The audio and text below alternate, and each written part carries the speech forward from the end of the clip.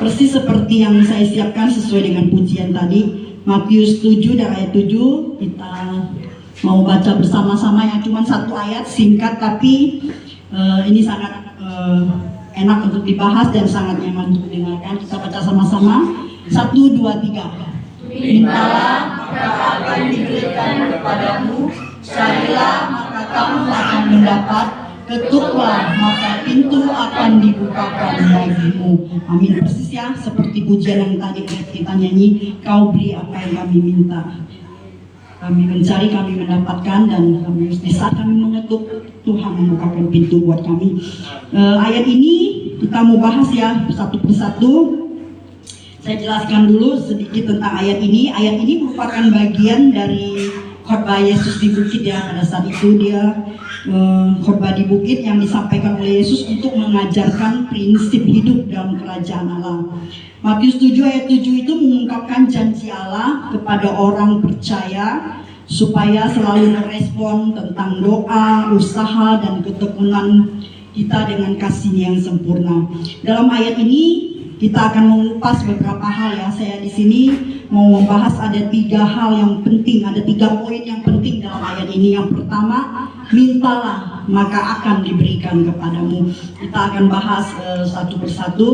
Dan supaya saya berdoa terus sebelum di rumah juga, dari semalam juga saya berdoa supaya sharing firman Tuhan pada pagi hari ini sungguh-sungguh boleh menjadi berkat buat kita sama-sama. Pertama itu, mintalah maka akan diberikan kepadamu. Tentu ya firman ini, pujian ayat-ayat ini sudah sering kita dengar ya di mana-mana. Mungkin juga kita sering baca, tapi kadang-kadang kita baca firman Tuhan itu hanya sekedar lewat saja atau hanya sekedar baca saja.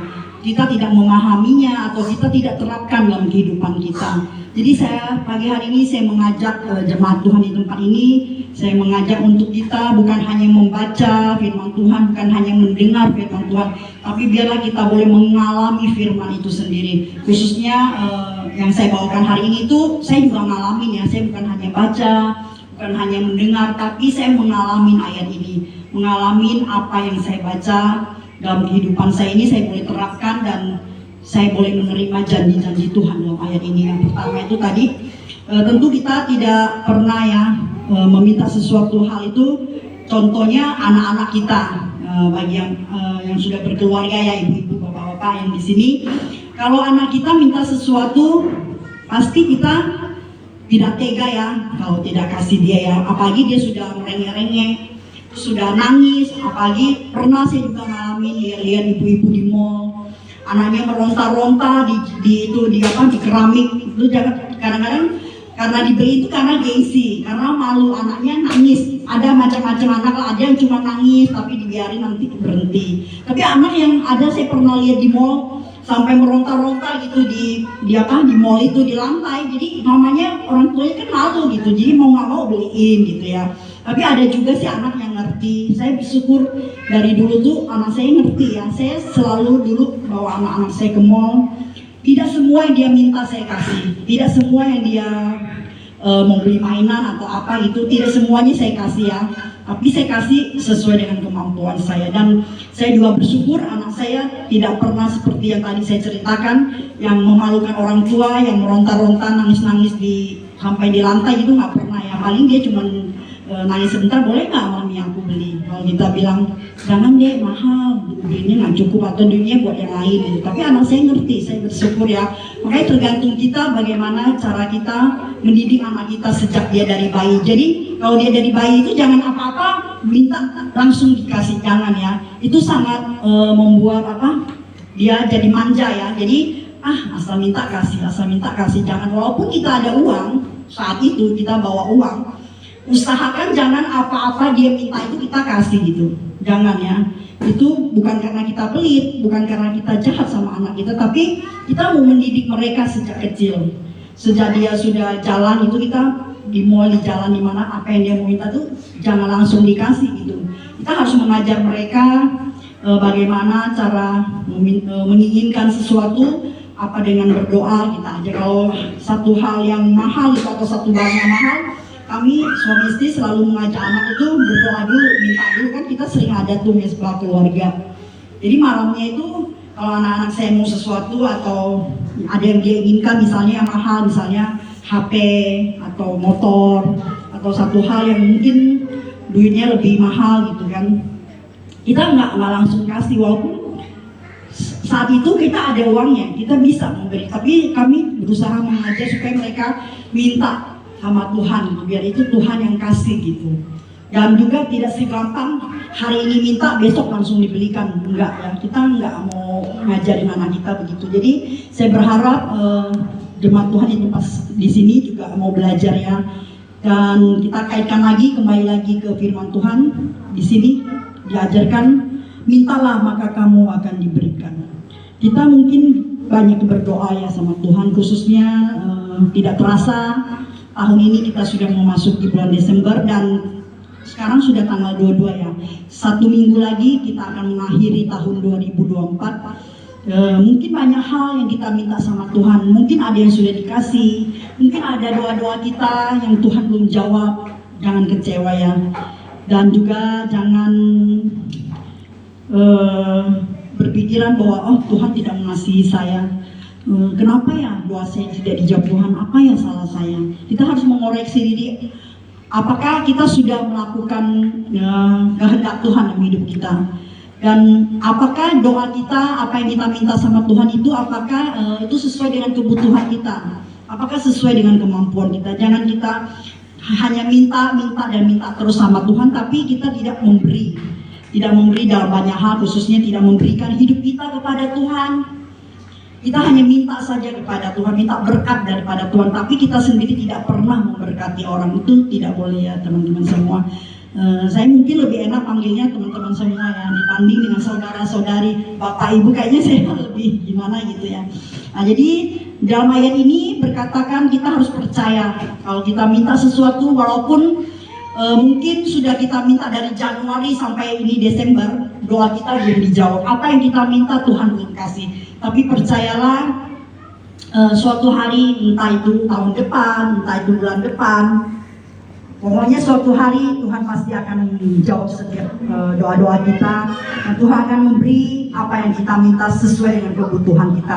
Tapi kalau itu tidak sesuai dengan kehendak Tuhan, doa kita juga belum tentu ya, belum tentu dijawab oleh Tuhan. Jadi yang belum dijawab oleh Tuhan, doa-doanya jangan kecewa, jangan patah hati, jangan tawar hati kepada Tuhan, jangan malas untuk berdoa, tetaplah berdoa ya. Karena kalau kita minta sama Tuhan, kita beriman sama Tuhan, kita percaya seperti ayat ini berkata, sesuai dengan janji, mintalah maka akan diberikan kepadamu. Kita lanjut lagi, yang kedua. Yang kedua itu, poin yang kedua, carilah maka kamu akan mendapat. Mungkin kita kadang-kadang cuma baca saja ya, carilah maka kamu akan mendapat. Apa sih artinya gitu ayat ini? Maksudnya itu, kalau kita sudah berdoa tapi kita tidak berusaha, tidak mencari tahu, misalnya kita minta sesuatu, contohnya kita mau beli motor. Nah, kita sudah tahu minta sama Tuhan, tapi di saat uangnya udah ada, tapi kalau kita tidak cari motor itu ke toko atau ke showroom, motor itu datang sendiri nggak? Enggak kan?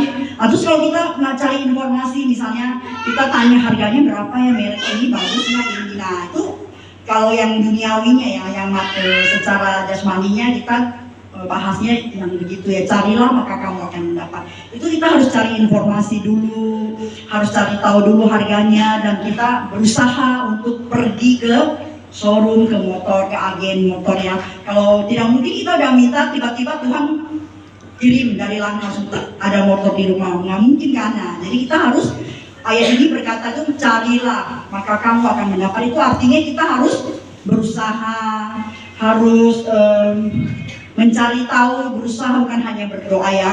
Dan kalau secara rohaninya kita mau mencari kerajaan Allah dan kehendaknya dalam hidup, maka semuanya itu akan ditambahkan kepadamu. Dan juga kita mau mencari kehendak Tuhan dalam hidup kita. Selain kita sudah berdoa, meminta sama Tuhan, kita juga harus cari tahu apa sih kehendak Tuhan dalam hidup kita. Kita harus cari tahu apakah kita selama ini sudah berdoa dengan benar, sudah hidup dengan benar, apakah kita sudah memberkati orang lain, apakah kita sudah memakai hidup kita untuk melayani Tuhan, dan apakah kita sudah berusaha terus dan terus ya, bukan hanya berdoa tapi kita harus bekerja juga, kita harus mencari penghasilan supaya apa yang kita minta itu kita bisa pakai akan berkat itu yang Tuhan berikan. Kita harus cari, maka kita bisa membeli sesuatu itu kalau mau membeli sesuatu. Tapi kalau saya sih kurang tahu apa yang menjadi doa-doa dari teman-teman semua pada pagi hari ini. Mungkin dalam hal, bukan hanya hal jasmani ya, bukan hanya hal harta, tapi mungkin ada doa-doa yang belum dijawab Tuhan, baik dalam keluarga, dalam pekerjaan, dalam usaha, keluarga besar, ataupun mungkin ada yang minta anak, ataupun minta pacar, minta jodoh, saya tidak tahu ya. Tapi saya percaya kalau kita meminta sama Tuhan, Tuhan akan memberi, dan kita harus berusaha. Contoh, kita kalau mau cari jodoh, mau minta pacar sama Tuhan, kita boleh berdoa, sudah berdoa, tapi kalau kita diam saja di rumah, apakah jodoh itu bisa datang sendiri? Enggak kan, jadi kita harus berusaha, kita harus mencari, harus kenalan sama teman baru, harus mencari informasi tentang, misalnya kita suka sama seseorang, kita harus cari tahu apakah dia orangnya gimana. Kalau dia tidak satu jemaat di sini, kita bisa cari info keluarganya gimana, teman-temannya gimana, pergaulannya gimana, cara hidup dia gimana, gereja dia di mana, dia pelayanan enggak, dia takut akan Tuhan. Pokoknya intinya itu kita bukan hanya berdoa, tapi kita harus mencari tahu, mencari informasi, menggali terus potensi kita dalam berkat Tuhan yang diberikan kepada kita. Kita harus menggali potensi kita. Kita juga harus mencari penghasilan, mencari income supaya apa yang kita doakan itu terjawab ya. Jadi ini yang poin kedua yang kita bahas. Dan yang ketiga poinnya, ketuklah maka pintu akan dibukakan bagimu. Ini yang ketiga ya, hanya 3 saja yang kita bahas pada pagi hari ini. Ketuklah maka pintu akan dibukakan bagimu. Saya mau bertanya sebelum kita lanjut ayat ketiga ini, apakah teman-teman sekalian pernah mengetuk pintu seseorang? Mengetuk pintu pernah? Pernah ya. Langsung dibuka atau enggak? Belum ya. Ada yang ketok-ketok nggak buka, ada pernah? Pernah ya, kalau orangnya nggak ada ya. Nah, contohnya saya sering setiap hari itu di rumah kan, berhubung keluarga saya itu punya usaha online ya. Jadi pintu kita itu nggak pagi, nggak siang, nggak malam, selalu banyak yang ketok-ketok pintu, kurir yang ketok pintu. Kadang-kadang mereka nggak hanya ketok sekali, berulang sampai kita keluar. Kadang kita di kamar mandi, mungkin kita nggak dengar kita lagi mandi, nggak dengar. Akhirnya mereka udah ketok-ketok nggak ada orang, mereka lempar ya. Jadi kita di sini berkata itu, kita tidak boleh langsung ketok sekali saja ya. Kita harus bertekun. Nah, ayat ini mengajarkan kita harus tekun, harus sabar dalam meminta sesuatu sama Tuhan. Bukan hanya minta, bukan hanya cari, tapi kita juga harus sabar, harus tekun untuk mendapatkan apa yang kita minta sama Tuhan. Saya punya kesaksian ya. Maaf ya, saya punya sedikit kesaksian. Sebenarnya banyak sekali yang saya ngalamin tentang ayat ini. Tapi ada satu yang tidak saya lupakan dalam kehidupan saya. Dulu waktu kami belum punya rumah, kami ngontrak ya. Kami ngontrak di Pasar Duta. Kebetulan saya tinggalnya di Dubai, Duta Bandara Permai. Di situ ada pasar dan saya jualan di situ. Dan saya belum punya rumah. Toko juga belum punya, jadi saya harus ngontrak dua-duanya.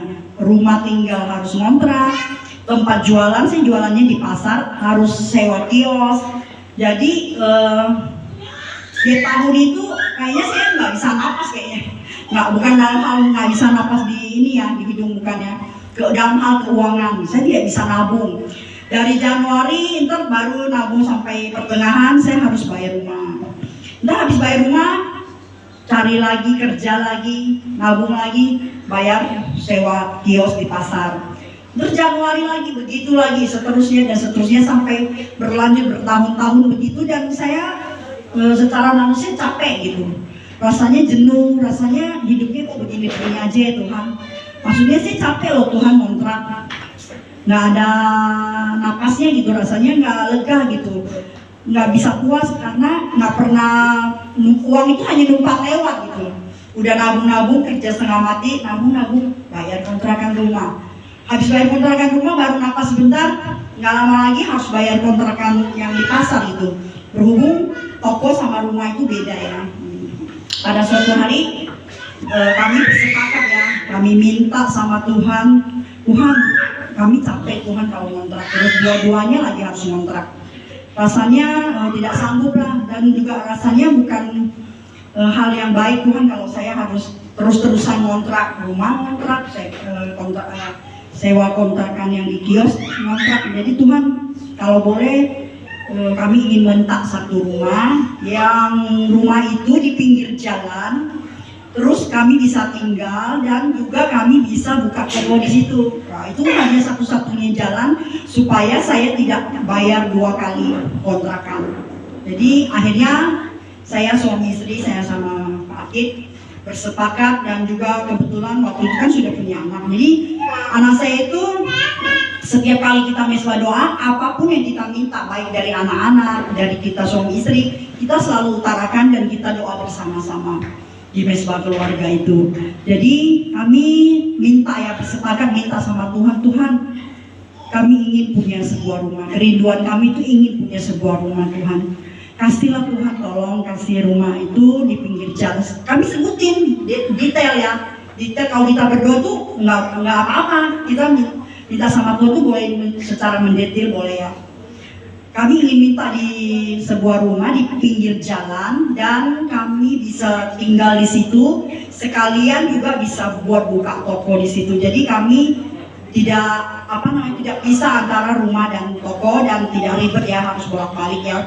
Kebetulan rumah saya kan di belakang, sedangkan tempat kami jualan tuh di pasar di depan. Jadi setiap hari itu kami ada lewatin satu rumah kosong sebelum pasar itu, sebelum tempat kami jualan itu, kami tiap hari itu ada lewat satu rumah kosong. Rumah itu kami lihat bertahun-tahun sudah kosong dan tidak terurus, dan dihuk sesuai dengan kriteria kami ya. Di pinggir jalan, rumahnya huk, tanahnya luas, dan otak saya jalan. Kalau saya punya rumah ini Tuhan, saya bisa bangun, bisa buat tinggal, dan di huk itu yang sisa tanah itu kami bisa bangun kios. Alangkah bagusnya ya, di pikiran saya itu, alangkah bagusnya kalau rumah ini milik saya, kalau rumah itu bisa kami beli, alangkah bagusnya gitu kan. Jadi setiap hari itu kami lewat, dan kalau saya lewat, saya bukan hanya berdoa di rumah. Pada saat saya lewat, saya berhenti sebentar sambil masuk pelanin, terus saya gempar tangan, dalam nama Yesus, rumah ini milik Susan. Saya bersepakat sama suami, kalau suami saya lewat, kan kami sering bolak-balik gitu. Sehari itu bisa bolak-balik, ntar pulang makan, ntar pulang mandi, gantian gitu. Kalau suami saya lewat, dia juga begitu. Dalam nama Yesus, rumah ini punya Akid. Mungkin kalau orang-orang tahu apa yang kami lakukan, gila ini, si Susan sama si Akid gila. Pasti ya, kalau bukan anak Tuhan, kalau anak Tuhan, kalau kami cerita, kami doa begitu, mereka dukung. Pendeta juga, hamba Tuhan juga dukung, teman-teman kami dukung gitu ya. Tapi kalau orang yang bukan di dalam Tuhan, pasti mengira tuh kami itu stres nih, gara-gara ingin punya rumah kosong aja sampai ditumpang tangan milik Susan, milik Akid, pasti dipikir si stres nih si Susan sama si Akid gila, saking ingin punya rumah kali rumah orang didoain, pasti begitu. Tapi saya tidak patah semangat, selalu berdoa, dan tidak hanya berdoa sekali, tidak hanya berdoa sebulan, 2 bulan, atau setahun, 2 tahun, bertahun-tahun rumah itu masih kosong. Tidak ada di situ juga nggak ada papan tulis, misalnya kalau mau beli hubungi nomor ini tuh nggak ada gitu. Rumah itu kosong, cuman kami naksir gitu, terutama saya itu naksir karena sangat cocok untuk rumah dan toko.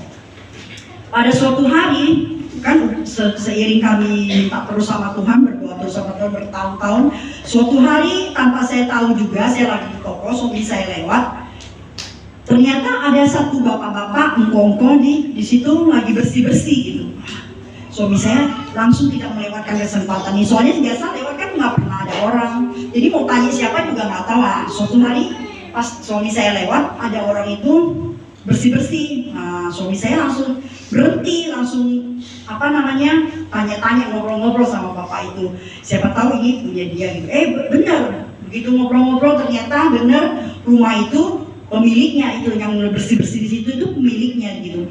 Padahal kami saat itu nggak punya uang, maksud belum siap untuk beli rumah. Tapi suami saya dan saya tuh memberanikan diri bertanya tentang rumah itu. Akhirnya singkat cerita suami saya minta nomor HP-nya dan juga sempat minta izin kalau boleh nggak kami KPR rumah ini. Kalau Bapak mau jual rumah ini, tapi kami tidak punya uang untuk beli. Kami cuma hanya bisa KPR. Kalau boleh, kalau Bapak mau menjual kepada kami mau membelinya dengan nyicil di bank KPR ya. Dan ada syaratnya Pak, Bapak boleh nggak kirimin. Kebetulan yang punya rumah itu rumahnya di Bogor, di Cibubur, jadi nggak bisa langsung kirim surat-suratnya kepada kami.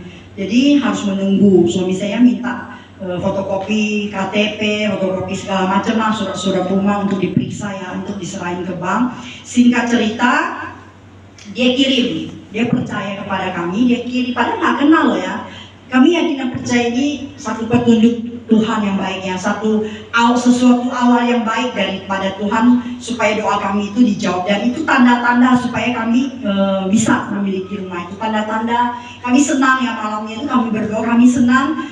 Itu adalah suatu tanda bahwa Tuhan akan menjawab doa kami. Dan kami doa terus, tidak berhenti walaupun sudah ada tanda. Kami tetap berdoa supaya kalau kami mengajukan KPR di bank itu terima dan dia akan memberikan rumah itu buat kami. Singkat cerita, setelah kami kirim data-data, dokumen-dokumen ke bank dan bank survei rumah itu, bank juga survei usaha kami, walaupun kami hanya ngontrak di belakang, terus kami hanya jualan di pasar itu, jualan kios, bukan toko yang gede, tapi saya percaya itu semua campur tangan Tuhan. Singkat cerita, kami beli rumah itu dengan KPR. Tepuk tangan buat Tuhan Yesus. Walaupun tidak ada uang, walaupun bukan pakai duit cash, tapi kami nyicil di bank dan itu semua campur tangan daripada Tuhan. Kesaksian saya ini sangat kami alami dalam ayat ini. Mintalah maka akan diberikan kepadamu. Kami sudah minta rumah, carilah. Kami mencari, tetap mencari nafkah, tetap mencari informasi tentang rumah itu dan berusaha untuk KPR ke bank. Jadi bukan hanya diam di rumah nunggu, tapi walaupun kami tidak memiliki uang itu, waktu itu jualnya 170 juta. Kami tidak punya uang, jangankan 170 juta, cuman ujungnya aja 70 jutanya nggak punya gitu. Tapi kami beriman sama Tuhan, kami percaya jikalau kami sudah minta, Tuhan akan memberikan. Jikalau kami sudah berusaha bekerja, mencari informasi, dan berusaha untuk kredit ke bank, Tuhan pasti akan menolong kami. Dan ayat yang tadi itu, ketuklah maka pintu akan dibukakan bagimu. Kami mengetuk pintu Tuhan. Kami berdoa terus tekun, bukan hanya doa sehari, sebulan, setahun, tapi bertahun-tahun. Tapi akhirnya janji Tuhan terjadi kepada kami. Kami bisa nyicil rumah itu. Kami mengambil KPR selama 10 tahun ya. Selama 10 tahun. Dan puji Tuhan sudah lama kami lunas ya. Karena kami tinggal di rumah itu sudah 20 tahun lebih. Jadi sudah lunas semua. Puji Tuhan, beri kemuliaan untuk Tuhan. Saya percaya dan yakin apapun doa-doa dari teman-teman pada pagi hari ini, jangan jemu-jemu untuk berdoa, jangan putus harapan, jangan patah semangat untuk berdoa. Mintalah maka Tuhan akan memberi. Amin. Carilah maka kamu akan mendapat. Ketuklah maka pintu akan dibukakan bagimu. Demikianlah firman Tuhan kita pada pagi hari ini. Saya yakin dan percaya di saat akhir tahun ini mungkin banyak sekali doa-doa yang belum terjawab. Mungkin juga ada yang sudah terjawab. Kita patut bersyukur kepada Tuhan. Nanti kita mau menyanyi pujian ini sekali lagi. Kita mau berdoa bersama-sama. Doa-doa yang dijawab, kita mengucap syukur sama Tuhan. Doa yang belum dijawab, kita minta terus sama Tuhan. Amin. Kita nyanyi sekali lagi pujian kita.